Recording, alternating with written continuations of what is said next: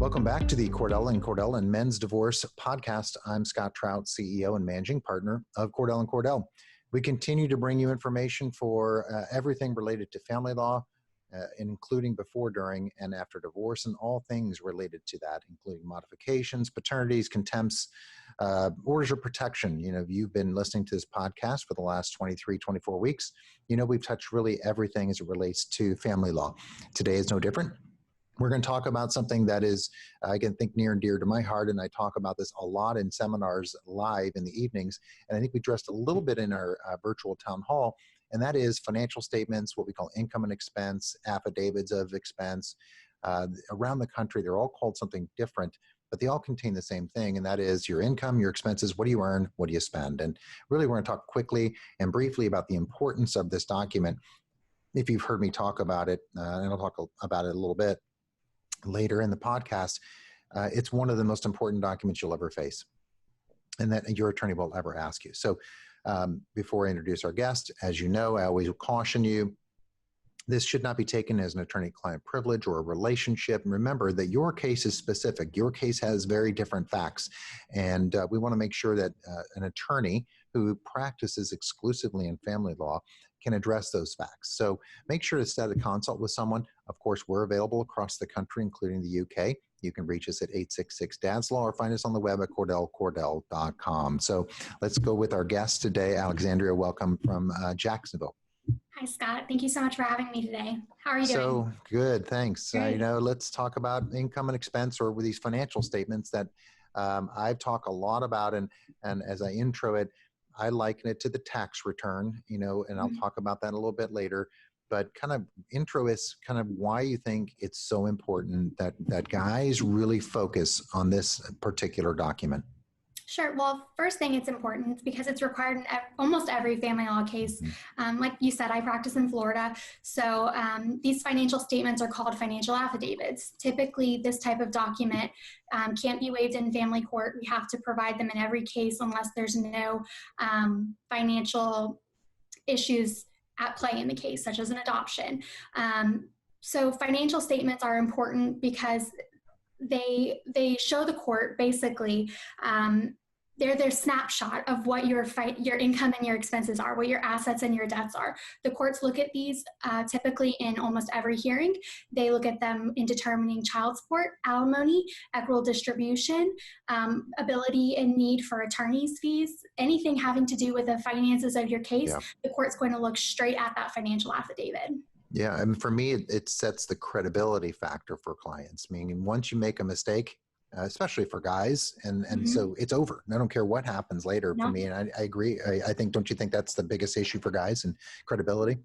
Oh, definitely. And Florida actually has a rule of procedure which allows for another party to seek relief from the final judgment based on a fraudulent financial affidavit. So vagueness, omissions, misrepresentations may trigger that fraud element, which would allow your opposing party to come back and maybe seek relief from this judgment, maybe ask for more of an award.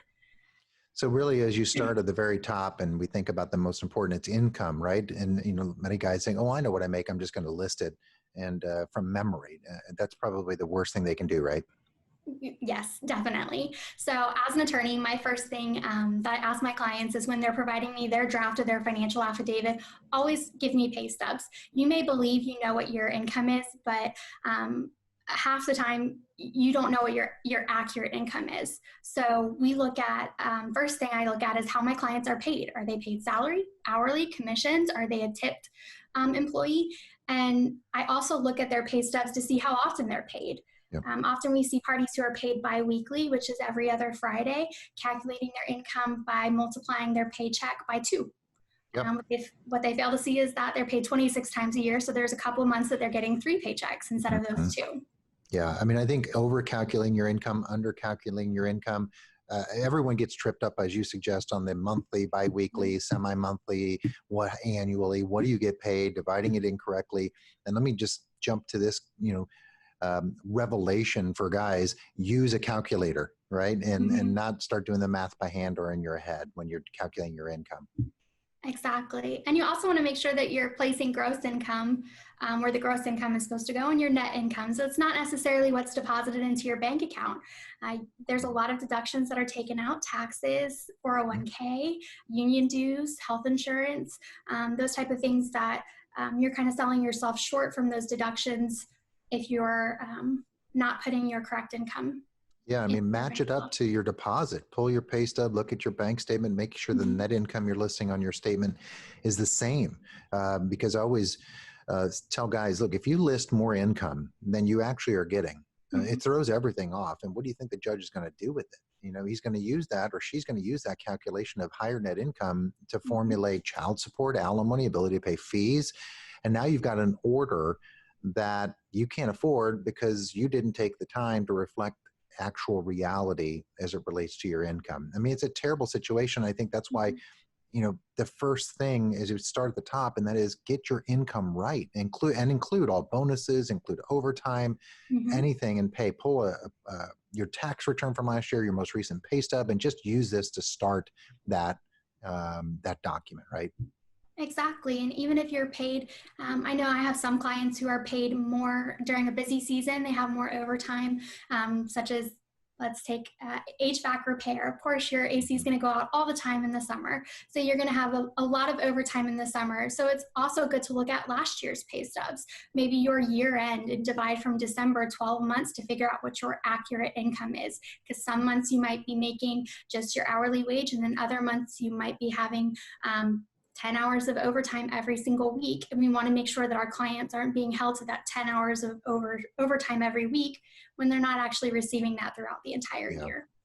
And I think the mistake some that guys make when they look at this document, it's a pre-printed form, and they make the assumption that they have to follow the form, meaning that if their income is different, and if they have rental income, they have miscellaneous income, they have something different that if they don't ask or it doesn't explain it enough, then they don't go into detail. I mean, don't be afraid to add an addendum or some other, statement, right, to your income to fully explain what your income is accurately, right? Exactly, especially if you have rental income, a rental home, or you own your own business. What you're actually bringing in from your business is not what you are actually bringing home, because you have expenses, you have contractors that you have to pay, utilities. And so I think it's always great for our clients to attach a addendum to them that have a breakdown of your rental income and expenses, a breakdown of your business income and expenses to accurately, so there's no question of an accurate income that you're presenting to the court. Yeah. So you mentioned expenses. That brings to the next topic, which is really make sure that your expenses are not only accurate, that you're not guessing, but they're full and complete and a full representation of a day in the life, right? And what your household expenses have been. So, I mean, don't you think that expenses, that's the next greatest thing you have to pay attention to? Definitely. And I will acknowledge when you're seeking an attorney, you're going through a divorce, it's a huge life change. You don't want to be filling out all this paperwork, but now is the time to look back at your bank statements for the last few months, so that you're understanding what your real expenses are. I often see clients either underestimate their expenses when they fail to consider certain expenses that maybe aren't monthly, like oil changes or renewal of your car tag. They don't think about budgeting for Christmases or birthdays. They only pay summer camp once a year. Those are things that they don't think about on a monthly basis, but they sell themselves short by not doing that. Yeah. And I think one of the things I immediately identify when I'm looking at the clients who come in with a draft is a lot of my clients live paycheck to paycheck. And when I see that they have available net income, if you take your net less the expenses and what's left over, and they have a positive number, or it's a big number, and I'm thinking, okay, how do you have credit card debt of $25,000 and other debt, but yet you have available income every month? That's just not accurate. So it's a big red flag for me, for guys that have, as you suggest, underestimated their expenses. So, I mean, I think, and I imagine you would too, go get your bills, pull out them, average them, because winter months, summer months, everything, your utilities vary, maybe your spending habits vary, depending upon the seasonality, whatever it may be. So average, don't you think that's important? Definitely. I always say, take a look back at your 6 to 12 months of your spending habits. Expenses fluctuate, food fluctuates, electricity, gas. Do a self-analysis. of what your spending habits are as a married person and what you expect them to be as a single person in the future. I would rather note that this is an estimate for the future, or this is an average for the last 12 months, than the court look at it and think it's overinflated or underinflated. Yeah, I think, making sure you have documentation. For example, I talk about this in the evening seminars when we used to do these live, a couple hundred guys in the room. I remember I was practicing in Georgia, and I opened up our Atlanta, Georgia office, and I cross-examined the spouse for a couple days just on her financial statement, and just destroyed her credibility. And at some point during my examination, I saw the judge pick up a newspaper, put his feet up on the desk, and started reading the paper. And at that point, I knew I had won. And at the end of the case, and the other attorney said, Judge, I just want to make sure you could hear my client. He goes, oh yeah, I heard enough. That's it. The point is, you can win or lose a case simply on this single document. It's so critically important, not only for the result, but from the credibility standpoint, because I had destroyed that spouse on the stand. So that's why I imagine you suggest footnoting your expenses to make sure that you explain what you have, explain how you arrived at it, explain, the average or what you did. Definitely. And I would always look also outside of the expenses that are just listed on the financial statement. These financial statements in some jurisdictions are archaic, so they don't consider internet expenses, only cable, and a home phone. They don't consider streaming services such as Netflix or Hulu, or subscription services. But definitely always footnote everything. If it is an estimated, if it's anticipatory, like this is something I want in the future, but I'm not actually able to afford it right now. If this is something that you only pay once a year, quarterly, make those notes, because it helps the court follow your thought process and follow your credibility in that financial affidavit. Yeah. So as we get ready to wrap up a little bit, last thing is to use external evidence, something like a banking app, where you can download your expenses, and that would be a recommendation you have for guys to find external, something, not just memory, find documents, find support to that, you can point to, right, in your financial affidavit. Yes, Scott, definitely. I always suggest you download either. Most banks have this capability where it will kind of do a bar graph of where your spending is every month, but also there are outside applications that you can download that will link to your credit cards, not just your banks, will link to your debit card and show you what you're spending your money on every month. Even if it's, you look at that and you take a look at yourself and say, hey, maybe I'm overspending in this area, I could cut back. It's better for you to know what the accurate amount is than selling yourself short. Absolutely. The last thing I'll kind of mention is, I think through this, and I think it's key and important, sometimes I suggest to my clients who've moved out and they've created their own household, so now you're supporting two homes, is a lot of times this document just lists a single line for your household expenses, but now you're paying two, because you may be the breadwinner, you may have a spouse who doesn't work, so now you're paying double mortgage, double utilities.